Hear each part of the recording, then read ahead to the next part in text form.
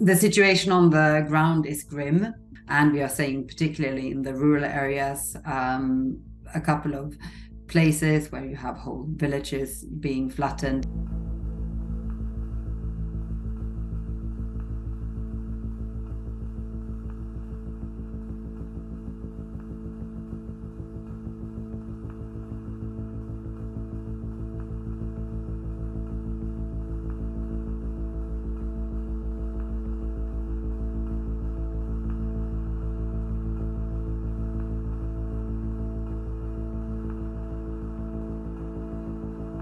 When something happens, then the people on the ground and organizations locally are the first ones to respond.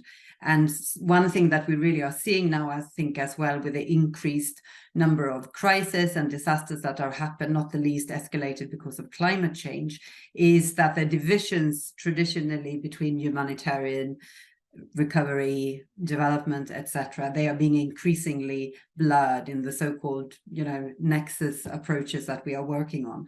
And for that, it is increasingly important that we really, really invest, in word and deed on the locally led response. And we have organizations on the ground that are very ready to respond, but they are not resourced, and they are not always given, that rightful leadership that they should have in humanitarian crisis. And they are really the humanitarians. I wanted to talk about some of the narratives around who is in charge when these big disasters that are big on an international scale happen. I think in all emergencies everywhere, pretty much everywhere, it's the government is in charge if there's a working government. I think it's easy to get this narrative that governments oppose international help, that international help is the first priority or is the first port of call. But it's a bit more nuanced than that, isn't it? It's a very good question. I think it's extremely difficult to put yourself also in the shoes of a government. And I'm thinking about, my own country, which is Sweden, and other countries in Europe. What is happening when there are these heat waves and fires, etc., is that there is support and there is solidarity and there is a need for assistance from others, right?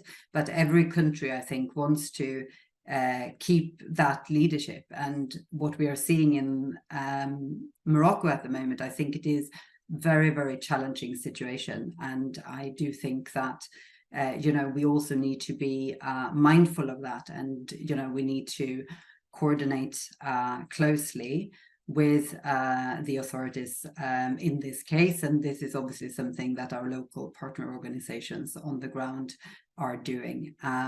So again, it's not an either or in that sense. There is definitely the leadership that sits upon the governments, which have a particular role, but also there is the role, of course, of civil society and of solidarity. And a lot of that, again, is coming out from the local level. We've seen that also on the news, ordinary people in Morocco stepping in, supporting the national football team, giving blood, etc. And I think that those are also, the stories that needs to be highlighted and needs to be told. And international solidarity is a part of that.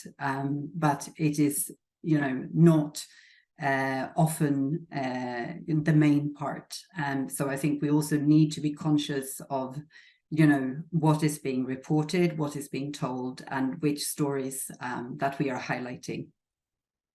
Morocco is not typically a center of humanitarian operations before the earthquake. There's some work on migration, things like that, but it's generally speaking been a little bit more longer term development support when there are programs, and I'm generalizing. So I'm wondering, what do you think the Morocco earthquake says about how the aid sector can be better prepared elsewhere in the future, especially in places where there may not be that much humanitarian infrastructure right now? I mean, I think as ActionAid, what we are trying to do through our local partnerships and allies on the ground and our members is really to have locally led preparedness and response to all types of crisis, and no one is immune to crisis. And I think this is something we saw at scale, not the least in COVID pandemic. So I think it is part of the wider work that needs to be done. We need to have that preparedness in place, and we really need to invest in that preparedness being led and resourced at the local level, because that is where, in a crisis or disaster, you know, the first response is going to be.